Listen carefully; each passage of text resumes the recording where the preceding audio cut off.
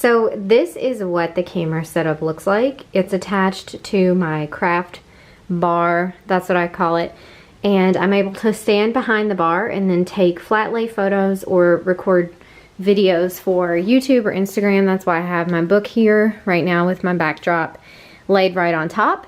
So I'm going to show you all how we came up with this idea. Actually, my husband came up with this idea. It's extremely affordable and very easy, and all you have to do is make a quick trip to the plumbing section of your local hardware store. So the one thing that I cannot just directly link to you on Amazon or point you to at Lowe's is a tripod. So I got this tripod from my parents. I think it's made for a video camera. I think that's why we originally had it back in like the early 2000s. But this piece is really vital, this middle piece here, because this is where the camera sits. And you can't just place the camera on top. You actually have to have another piece. So this piece screws into the bottom of a camera, and then you rest this in there. There's a little switch that you flip and it opens this up. You set it in there, and then you're able to turn using this arm or blah, blah, blah. The piece that you really need, besides just something to, you know, put your camera on and hold it, is this middle section. So I can actually unscrew this middle section and it will slide right out of the tripod. And this is actually what I use to hold the camera in my setup. Sorry guys, I'm trying to do this with one hand and it's really hard. It's not perfectly secure in there right now. I'd have to tighten it in there. But this is how I hold the camera in the camera setup. And then obviously the camera sits just like this, and I'll show you a configuration of how that works, okay? But for now, I just wanted to let you know that you'll have to figure out a solution if you don't have a tripod where the center comes directly out just like this one does. But let's go ahead and talk about everything else that you need for this setup. Let's start with the very bottom. Like I said, this whole thing is attached to my craft bar. You could bypass having this wooden block here. Why we have the wooden block is because I didn't want to screw this piece directly into my craft bar and kind of ruin the craft bar. And maybe I want to pick up and move this whole setup to my desk, or maybe I have another surface, or I want to take it on the go somewhere else. So I didn't want to have to directly screw this bottom piece into the surface. So to remedy that, we just got a little piece of scrap wood, and my husband just drilled some screws in. I don't know if that's what you even call it, but he screwed this piece into the wooden piece. Therefore, that's the only thing holding everything down. So this is actually optional if you know that you are going to be using your camera setup in one spot only. The next pieces that you need are some clamps. These are clamps from Lowe's. I think we already had this one. My husband is a carpenter, so he had a lot of these things at home already, but we got an extra one at Lowe's, and I think this was about $6 or $7. So you actually only need probably two about the size, but we had one that was a little bit more heavy duty. But you'll want to have something to clamp your wood piece down onto the bar or whatever surface you're using for your setup if you're having this wood piece. So if you're not using this wood piece to save yourself from ruining a surface, then you won't need clamps either. So those two are totally optional, and once again I have some links and everything in a blog post that goes with this video, and that's at the very bottom in the description box. The next piece that you'll need is this. It's called a flange, and you can find it in the plumbing or hardware section at Lowe's, and this has a 3/4 of an inch opening. And why it has a 3/4 of an inch opening is because this steel, galvanized steel pipe is 3/4 of an inch thick, and it's also 24 inches tall. So you could technically get a really tall one, and I'll explain why that's kind of useful in a moment, but we decided to get the 24-inch pipe. It wasn't the largest and it wasn't the smallest, but once again, I'll tell you why the size and the length kind of does matter in just a little bit. But the flange is really important for, obviously you have to put the pipe inside the flange for it to stand up, and then you have to make sure your opening matches the size of pipe that you're getting. So 3/4 of an inch opening for a 3/4 of an inch pipe. This next piece is called a sleeve, And I think it goes by another name, but you could just easily find this. It's in the same section as the flange piece is. And actually the pipe, the sleeve, and the flange were all in the same section. So if you go into Lowe's, in the plumbing section specifically, they'll have all of this stuff. So the steel pipe is gonna be on top in different sizes. Don't get a copper pipe.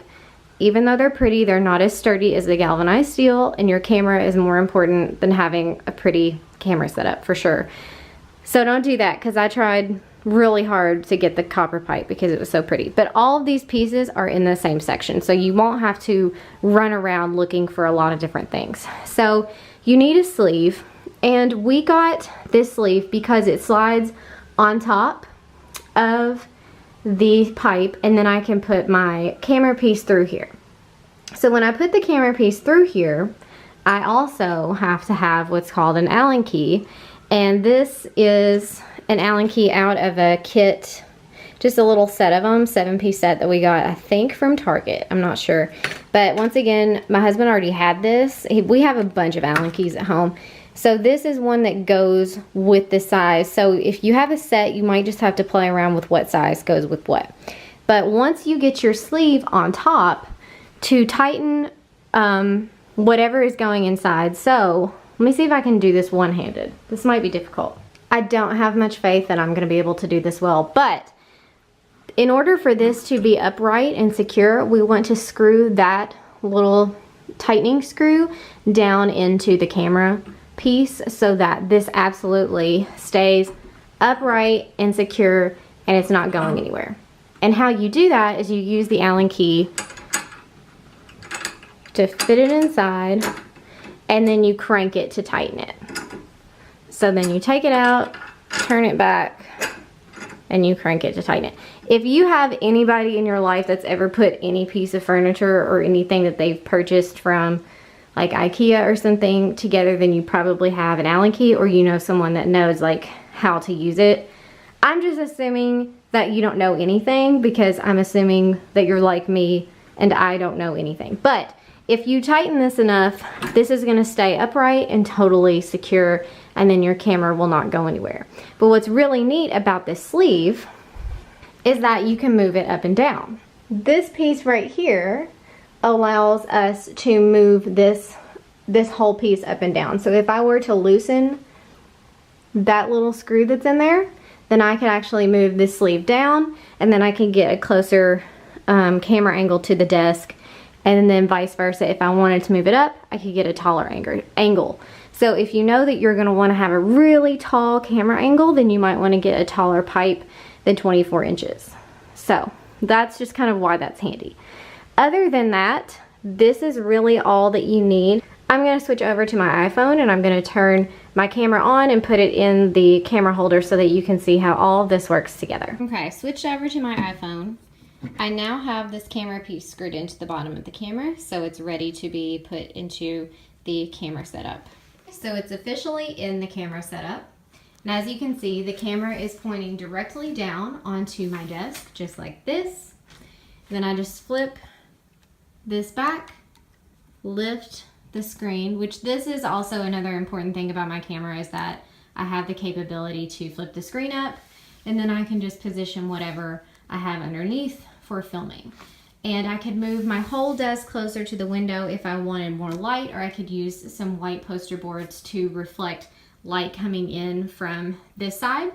But also I just want to shout out that because your camera is recording technically upside down, when you go to edit your video or your photos, you will have to rotate them until they're right side up, but that's no big deal at all.